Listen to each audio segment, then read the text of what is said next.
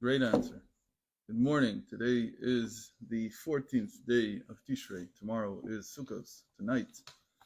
And it is also the 29th of September. Everything you said happened there now. That's correct. From here on out, it's all up for grabs. Okay, where were we? We were at the end of the first parentheses. I've just been thinking of the Rebbe Rashab described the Matzah. In his time. At that time. In 1884. What would he say, see what's going on now? I think the same thing would have been said about the Rebbe. You could say the same thing about the Rebbe, because the distance from 1884 to 2023, or almost 2024, is about the same as the distance from 1994 till 2024. These 30 years are like 130 years. Basically, it's like when we say that the distance from the Andromeda galaxy to the solar system, and the distance from the Andromeda galaxy to the Earth is about the same. We're in a completely different, absolutely different world. There's like almost no resemblance. It's very hard for people to understand this, because, you know what, leave that alone a second. Now think back 2,000 years ago. Begin to understand how distant that is from us. Like, again, it's 1884 was closer to 2,000 years ago than we are to 1884. But still, the way that the world conducted itself, what people felt in the air, what was permissible, how people thought about their place in the world, their duty in life, all this 2,000 years ago when the temple stood, it's mind-boggling. You can't understand it. So when we say we want Hashem to appear again, what we mean to say is that it's possible through the change in society to have literally a completely different world, completely different galaxy, altogether different. If Hashem would appear now, again, with a set of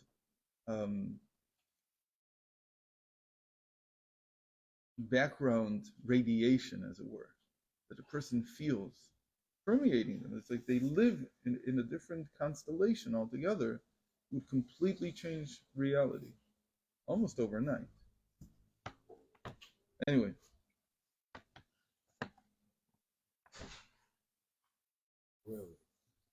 So we said that we ended at this parenthesis.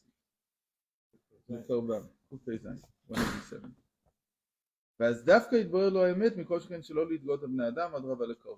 So here he's giving us also what we need to do today. This hasn't changed. And he says, what is the answer to all of this? What is the answer to the fact that very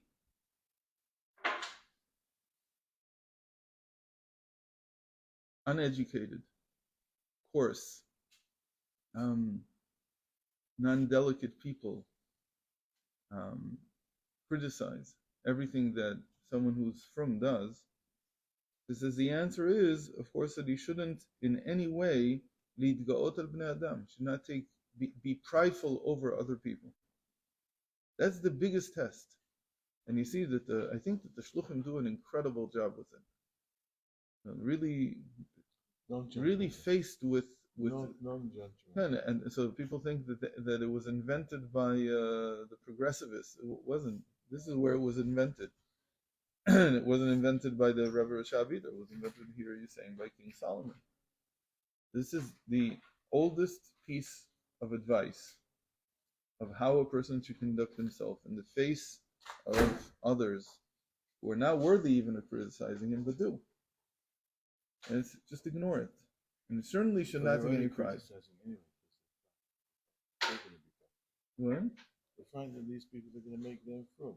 No, they do much more than just criticize today. They turn up, they blow up their minyanim. They do all kinds of things today. And yet, still, the explanation is I shouldn't be prideful over them. I should have no feeling of superiority over them. Instead, only to bring them closer. Whatever I can do to increase the love and friendship. That's all I can do. And so if someone came to my minion to, I don't know how you say, in Hebrew you say lefotzetzoto. I don't know how you can say, how do you say it? It's not just to disrupt it. It's to make sure that it can't happen, like happened in Dizengoff on Yom Kippur. The correct response is, first of all, I mean, I can try to have it anyway, to conduct it anyway, but ignore them. But if I can't, then I think that most of the people, from what I saw, that's the way they behaved.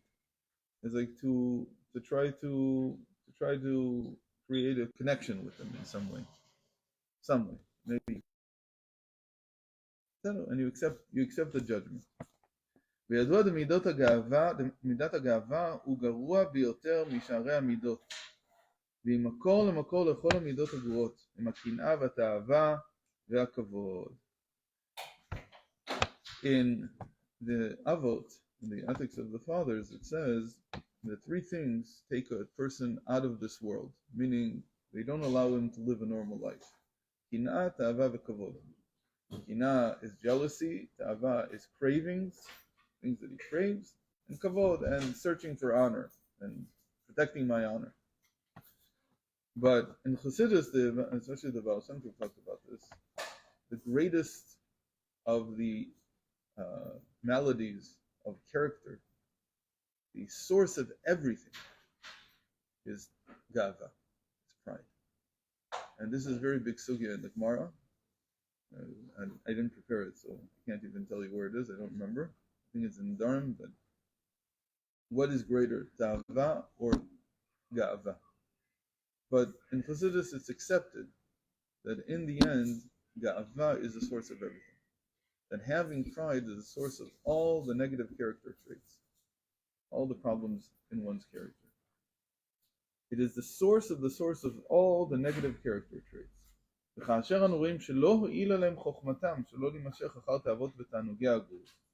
And when we see that by these people, why do they feel so superior? Because that's what happened. That the wisdom that they have, every person has wisdom. They don't turn it into self-nullification. So instead, what happens? That they didn't use the wisdom, or it didn't help them, prevent them from following the wisdom didn't turn into lack of pride. So then they were drawn after all their cravings. You have to understand that the way this person is, every person, is that first of all there's the gava, first of all there's the pride, and then everything you see after that is begotten by by their pride. That's the source of everything. So when you see this person with all these animalistic cravings, you have to understand he didn't start this way. He wasn't born this way, put it that way.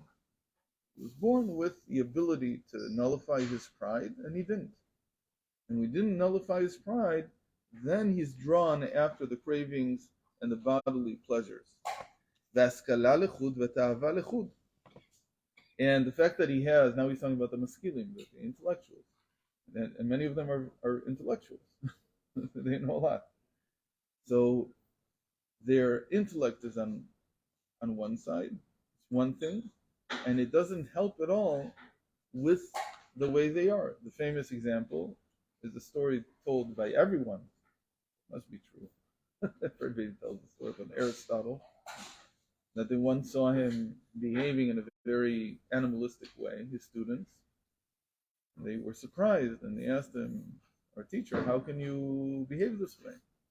This is now not Aristotle the teacher, you're just Aristotle. Because Chokhmah wasn't functioning there. Wisdom was not creating self-nullification. So then the intellect can stand on one side, and all the bodily cravings on another, and there's no ability to curb them. The mind cannot control them. So he has so much intellect, and this is exactly what happens. They come to a liberal point of view from their intellect.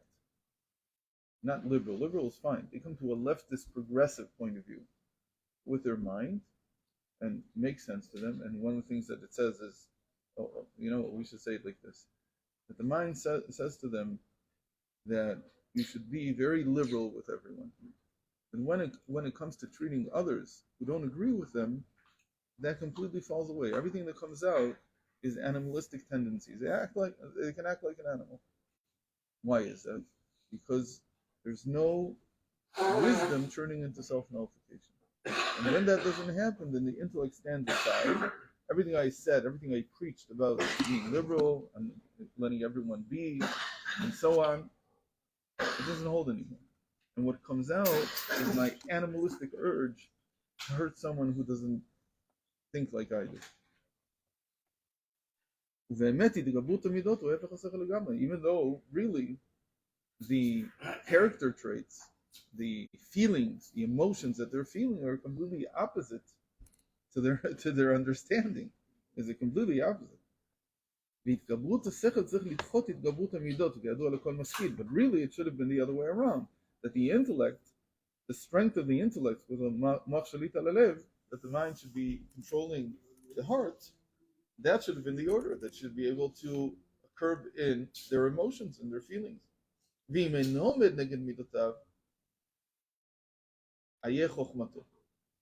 if he can't do that, if he can't control his emotions, if he can't control his response, then where exactly is his wisdom? He doesn't have any wisdom. And again, wisdom translates into self-nullification. And this is the purpose of man. Why? Because we know that the whole breaking of the vessels, shattering of the vessels in the world of chaos was in the midot. It was only in the emotional attributes. You know what I'm talking about. So in Chasidus, it's understood that the entire purpose of life is to rebuild the world of chaos, and that means controlling my emotions. That is the message from all of Kabbalah, all of the Arizal's Kabbalah. What is its point? That psychologically, the purpose of man is to rebuild his emotional world, and not to have the emotions control the mind, have the mind control the emotions. Emotions are timeless. Both, but timeless are just the lower part, like the nehi, and that's a whole yesod. They're the habits, call it cravings. But the emotions is how I feel towards someone that I don't agree with.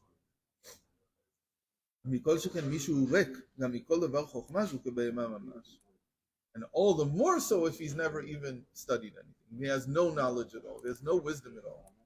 He has no wisdom at all, so of course he has no control at all over his emotional realm, his emotional world. And he lives in the state of chaos, complete chaos. And so he's never achieved the purpose of being a human being. And we need to end. So we wish everybody a Chag Sameach, Madim Simcha. We should sit in the sukkah of Mashiach.